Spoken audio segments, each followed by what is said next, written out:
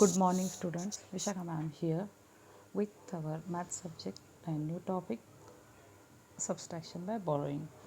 हमने लास्ट पूरे वीक में 2 वीक में शायद एडिशन बाय कैरिंग ओवर सीखा था, बस उसी का पार्ट है सब्सट्रैक्शन बाय बोरोइंग। ओके, तो जैसा कि हमने पहले भी बोला था हमारा मैथ्स का lecture introduction writing and doubts इस पे रहेगा।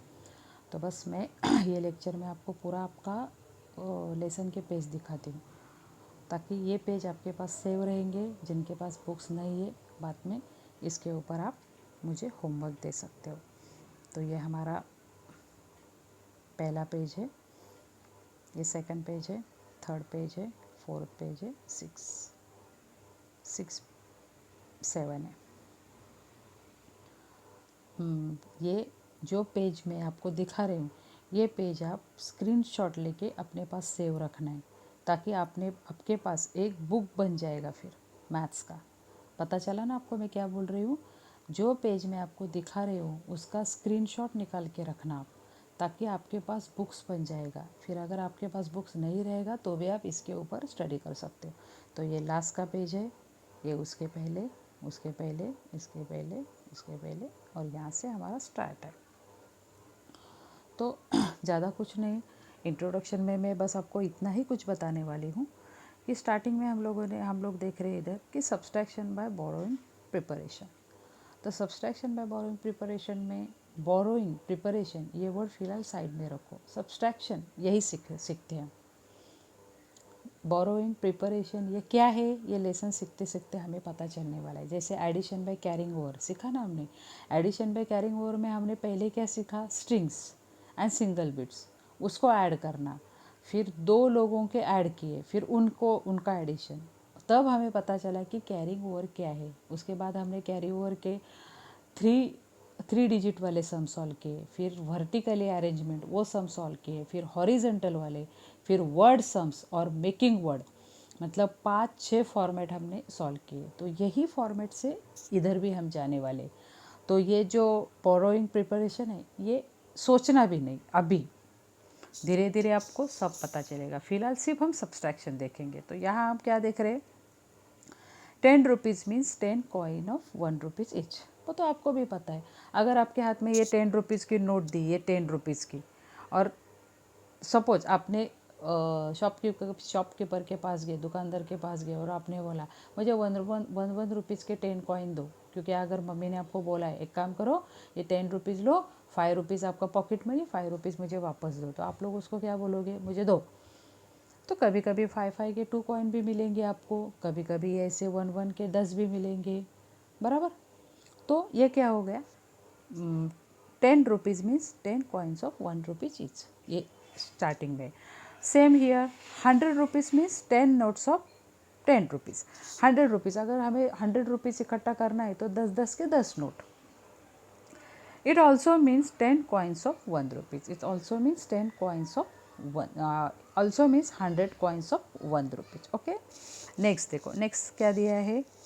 If there are 10 sugar cane in a bundle, if there are 10 sugar cane in a bundle, एक बंडल में अगर 10 sugar cane है, then 10 such bundles means 100 sugar cane, बराबर है। अगर एक बंडल में 10 है तो ऐसे 10 बंडल मतलब 100, 10 multiplied by 10, 100. Sonu, I have 2 notes of 100 rupees. I have to give Nandu 70 rupees. I have 2 notes of 100 rupees. मेरे पास 100 rupees. I have 2 notes of 100 rupees. I have to give Nandu 70 rupees. मेरे पास 200 के rupees है, मैंने 70 दिए. How will you do then? How will you do then? अब क्या करोगे? I will exchange 100 rupees note for 10 rupees notes. Sonu क्या बोल रहा है? मेरे पास 100 रुपीज़ है, 100 रुपीज़ के कितने हैं? 2 नोट्स, लेकिन मुझे किसी और को, सलमा को 70 रुपये देने हैं। तो उसके लिए मैं पहले क्या करूँगी? I will exchange 100 rupees note for 10 rupees note. तो मैं मेरे 100 के जो नोट है वो 10-10 रुपये में चेंज करूँगी। जैसे यहाँ हमने पहले देखा ना, देखो ऐसे ये।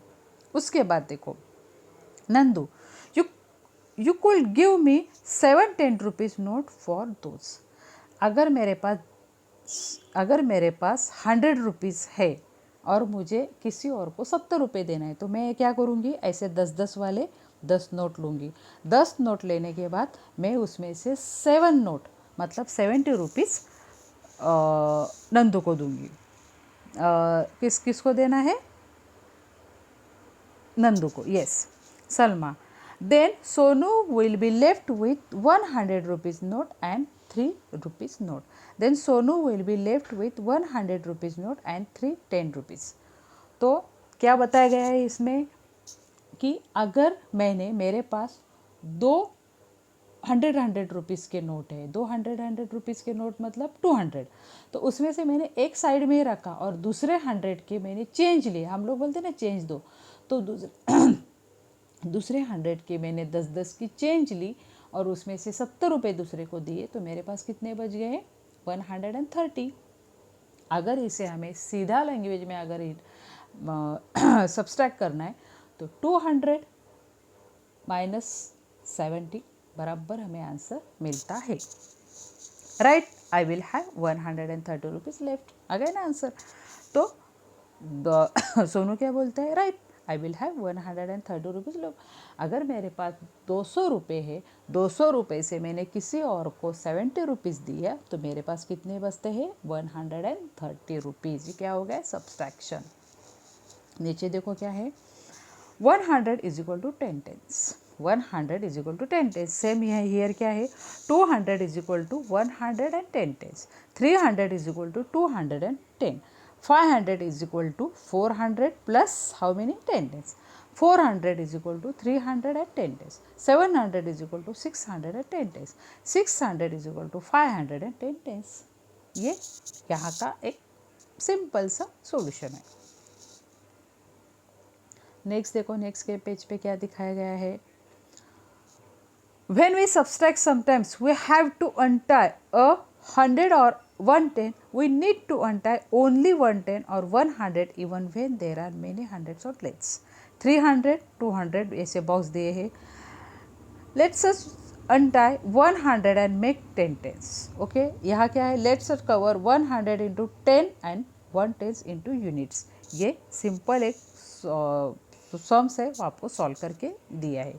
नेक्स्ट देखो क्या है, subtraction by untying a 10। Study a example given below. क्या एग्जाम्पल दिया है देखो, I have 51 rupees, 5 10 rupees note and 1 rupees coin. I have to pay a shopkeeper 24 rupees.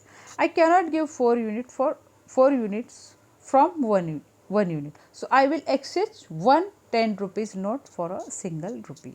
तो बस सिंपल सब्सट्रैक्शन का सम है 51 माइनस हाउ मेनी, कितना देना है उसको 24, ये और उसका आंसर हमें लिखना है। सेम ऐसे ही सम ये नीचे है, नीचे आपको सम दिया है और बोलते हैं ना सब्सट्रैक्शन बाय बोरोइंग, ये नीचे वाला सम है। देखो, now I have 4 10 rupees note and this 10 single rupees along with the 1 single rupees, I already had made 11 single rupees।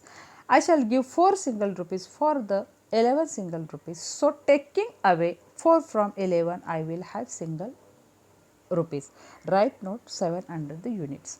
Now I will subtract the tens, subtraction 2 tens from 4, 2 tens remains, the answer is 27, thus I have 27 rupees left। तो देखो, I have how many rupees 51 दिया है, नीचे कितना उसमें से जाना है 24, जो ऊपर का हमारा सम्स है वही हमने नीचे सॉल्व किया, तो 51। अभी यहाँ 1 में से 4 नहीं जाने वाला, तो 1 को कितना लिया है, 1 में 10 ऐड किया मतलब 11 किया, 11 में से 7 जाता है, यहाँ देखो ये सम 51 माइनस 24। तो सबसे पहले हम यूनिट सब्सट्रैक्ट करेंगे, तो 1 से 4 नहीं जाता, तो 1 में 10 ऐड किया, 11 हो गए, 11 से 4 जाने के बाद 7 रहता है और वही 4 हमने इधर लिया, तो 5 माइनस 1 4 हो गया, 4 माइनस 2 2। ये क्या हो गया हमारा सब्सट्रैक्शन बाय बोरोइंग। ये हमें राइटिंग फॉर्मेट पे अच्छी तरह से आएगा, ये उसी के नीचे ये सम्स है। नेक्स्ट पेज हमारा यही है, बस 3 डिजिट के सम्स है। आपको सब्सट्रैक्शन बाय यूजिंग 100, मतलब पहले हम 2 डिजिट में कर रहे थे टेंस और यूनिट में, अभी 100 टेंस और यूनिट के ये सम्स है। ओके, यही सम्स हम राइटिंग फॉर्मेट में देखने वाले हैं। फोर्थ का क्या है, सबस्ट्रैक्ट 507288, तो यही 3 डिजिट के हम लोग ये करने वाले। और लास्ट के हमारे क्या है, वर्ड प्रॉब्लम। जैसे हमने एडिशन के वर्ड प्रॉब्लम देखे थे वैसे ही वर्ड प्रॉब्लम है, ज़्यादा कुछ नहीं है। मैंने आपको पहले भी बोला था कि मैथ्स के किसी भी लेक्चर में और उसका लास्ट का ये जो है एडिशन एंड सब्सट्रैक्शन, मतलब ये जो कुछ बॉक्स दिए गए इसमें एडिशन के भी सम्स है, सब्सट्रैक्शन के सम्स है, और मेकअप प्रॉब्लम जो हमारा लास्ट का जो ये था ना कि आपको सिर्फ इंफॉर्मेशन दिया है उससे रिलेटेड आपको ये देना है। सपोज 250 गर्ल्स 270 बॉयज़, तो आप लोगों को वर्ड प्रॉब्लम बनाना है इन आवर स्कूल या in our school we have 250 girls and 270 boys, so how many all together. ये क्या हो गया, हम लोगों ने वर्ड प्रॉब्लम बनाया। तो ये सब आपको पता कब चलेगा अच्छी तरह से, जब हम ये सब प्रॉपरली रिटर्न फॉर्मेट में समझ लेंगे, और वो रिटर्न फॉर्मेट देने के लिए मैम है इधर। सो बिना टेंशन, जो मैं ओरली इन्फॉर्मेशन आपको दिया वो बस आप याद रखना। नेक्स्ट वीक से यही लेसन हमारा राइटिंग फॉर्मेट में होगा। ओके, तब तक के लिए stay home, eat healthy and work from home. Bye bye.